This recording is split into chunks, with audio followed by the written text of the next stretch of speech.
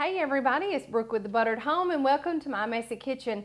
Today we have one of my favorite recipes for this time of year. I love anything and everything with apples, and today we're going to be sharing with you our easy recipe for apple cake that's made without refined traditional sugar. So you won't want to miss this one. Stay with us.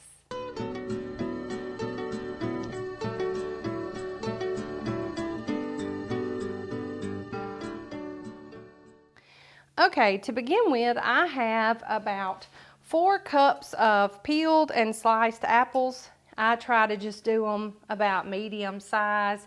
4 cups usually for me is about 4 mid-size to small apples. That's like, I love these crispy yellow apples. This is different than an apple pie because you really want to use an apple that will break down some. I know traditionally in an apple pie we use Granny Smith, but I like using the Golden Delicious or a sweeter red variety for this because we do want it to break down a little bit more and get a little mushy. So let's get our apples prepped while we get everything else together. Like I said, I have 4 cups of peeled and sliced apples, and to this I'm going to add 2 teaspoons of ground cinnamon. Then to this we're going to add 1/3 cup of Swerve brown sugar replacement. I keep mine in a jar here.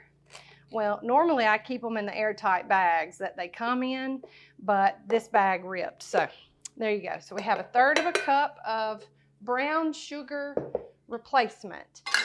I like using the Swerve, and this is typically what the bags tend to look like. This is the granulated that we'll also be using, but the brown sugar looks similar to this. So now I'm just going to give those apples a toss in that cinnamon and brown sugar to make sure they're all nice and coated. And if you're not interested in lowering your sugar intake, you can do this same recipe with traditional brown sugar and refined regular sugar.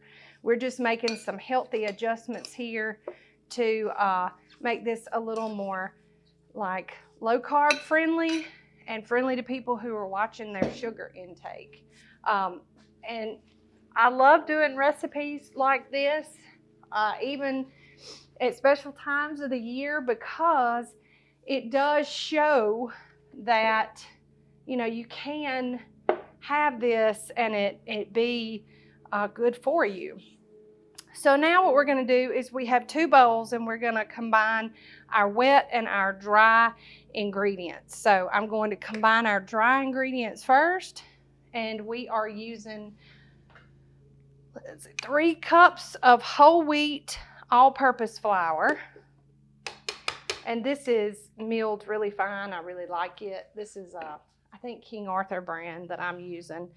And then to that we're going to add 1/2 teaspoon of salt. So it's somewhat traditional ingredients, just like a regular cake. We're using whole wheat flour instead of white bleached plain flour, and we're substituting the sugars. And then 1/2 teaspoon of baking soda. All right, so I'm just going to get my whisk, if I can find it, in my plethora of things up here, and kind of just sift those together. You can also use a traditional sifter if you would like, but I like getting the baking soda and the salt mixed in with the flour before I add the sugar to it. Okay, so now we're going to be adding in our granulated sugar replacement, and in this case we're using Swerve, and I'm going to be adding in a whole cup of it. So let me just pour it out.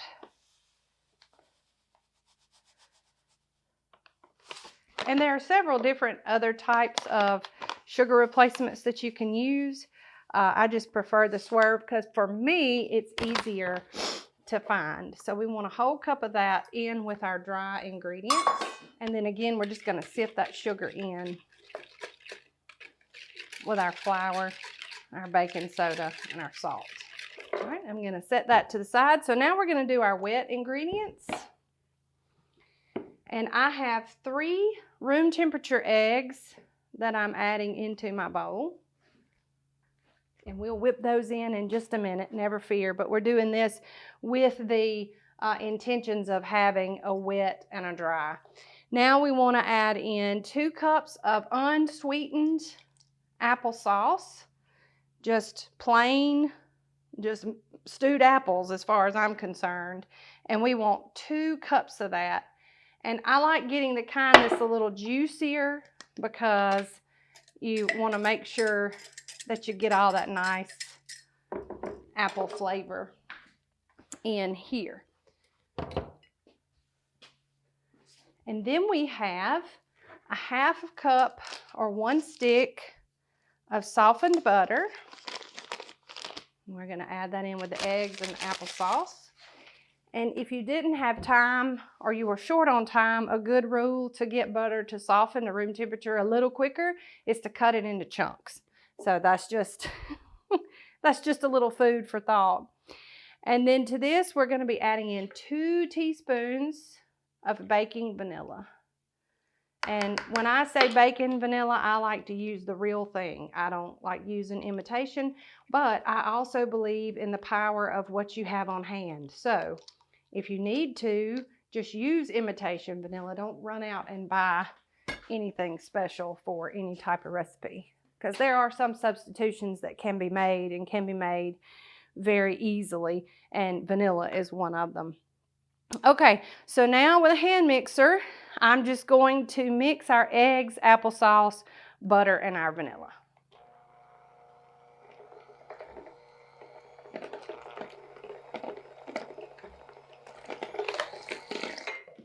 Because it's a little cool here, my butter is still kind of chunky, but that is okay. That butter, when it hits the heat of the oven, will explode and do what we want it to in the cake. It's just meant to get the eggs incorporated with the butter and with the applesauce and the vanilla anyway. So yours can be a little chunky just like mine. So now what we're going to do is we're going to add in our dry ingredients. And I'm just going to do about 1/2 of that to begin with. And just give that just a little mix.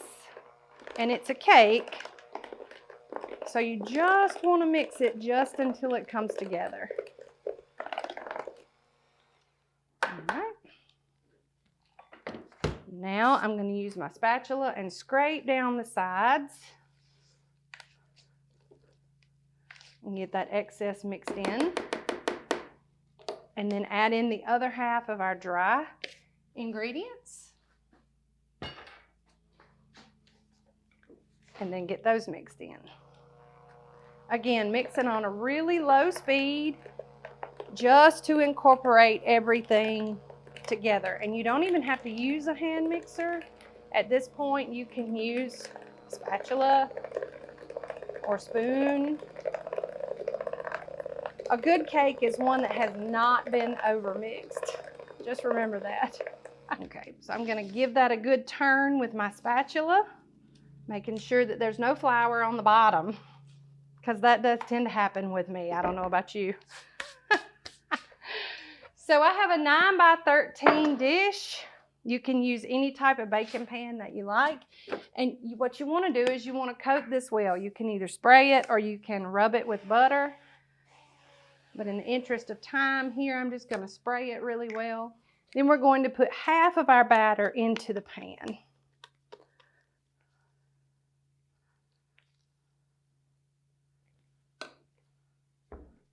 And just spread it out.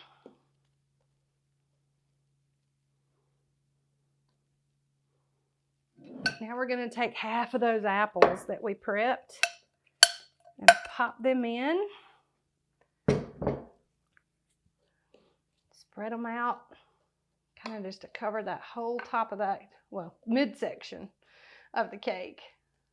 Now for the last 1/2 of the cake, And I like to kind of just dollop it out at this point. Get it in 3 sections.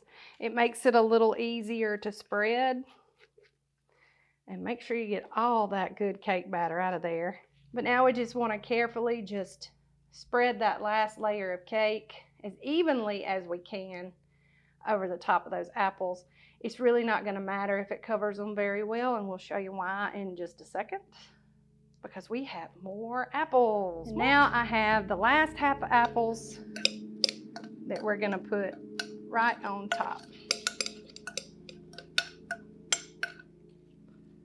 And just kind of spread those out. The great thing about this cake is it doesn't have to be gorgeous. Doesn't have to be gorgeous, because as it bakes, that cake is gonna cook up into the apples. The apples will cook off their own liquid. That because we don't have a ton of refined sugar in here, it makes its own sugar, which is a good low glycemic sugar. And more natural and easier to digest by your body. So now we have that ready. We are going to pop this into a 350-degree oven for anywhere from an hour to an hour and a half. So what I'll do is I will set my timer for 45 minutes and I'll start checking it. What we were looking for is an optimal internal temperature of 205. So if I'm trying to hit a particular temperature, I will normally take things out of oven. This is baking and this is for cooking proteins. I will take things out somewhere between 5 to 10 degrees lower than my temperature that I'm trying to get them to, because during a rest time and a cooling time, that temperature's, you know, it doesn't stop cooking. It tends to come back up and get to exactly where you want it, somewhere between 5 and 10 degrees. So that's a good rule of thumb. So this typically takes me anywhere from an hour to a little over an hour. Just depending on your oven, it could take up to an hour and 15 minutes.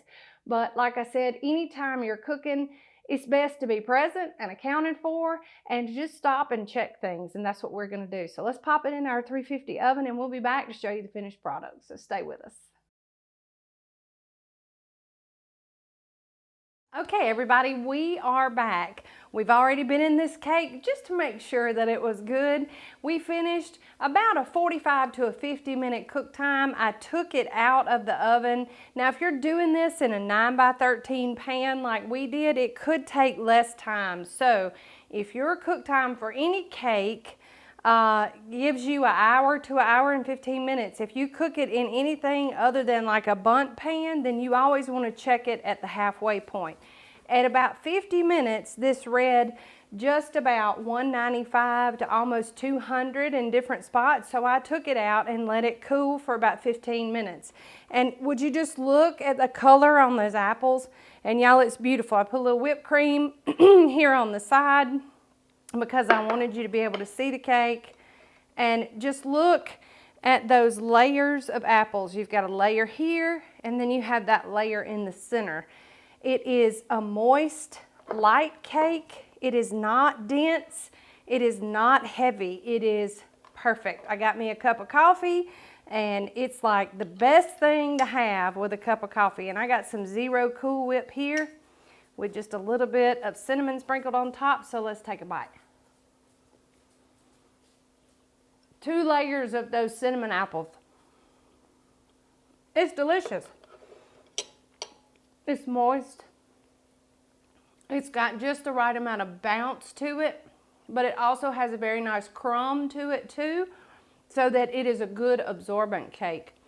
This cake is fantastic and so easy, and you will never know that it's good for you with just a few healthy substitutions like we used with the whole wheat all-purpose flour along with the sugar substitute.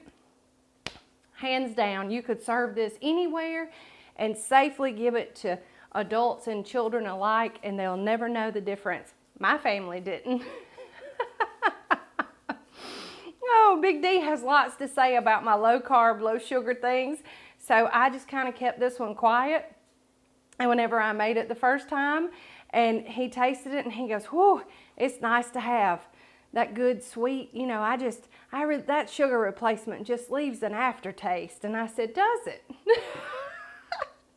Sometimes us women in the kitchen, we just got to catch y'all every once in a while. But this apple cake that is made without refined sugar is easy and delicious, and it's free to you. This recipe can be found just like all of our others over at thebutteredhome.com. You have a free printable recipe card. While you're there, make sure you sign up for our free VIP email list. Free VIP email list. Get it all out at one time. It's a little tongue-tied I can get. Of course, I can't walk and chew gum at the same time, so it really don't matter. Also, make sure that you're following us on all of our social channels. We have a really good time. We would love for you to join us wherever we are. You just don't ever know where we're going to pop up. And make sure that if you want all of your videos in one convenient place, that you head over to YouTube, search for The Buttered Home, and when you find us, hit that subscribe button and ding the bell so that you can be notified when we drop new videos like this one. I've got to go and finish my delicious, refined sugar-free apple cake and drink my coffee. Warm up on this cool day and enjoy the warmth and flavor of cinnamon and apples, two of my favorite things this time of year. So from the buttered home to your home, we sure love y'all. Bye.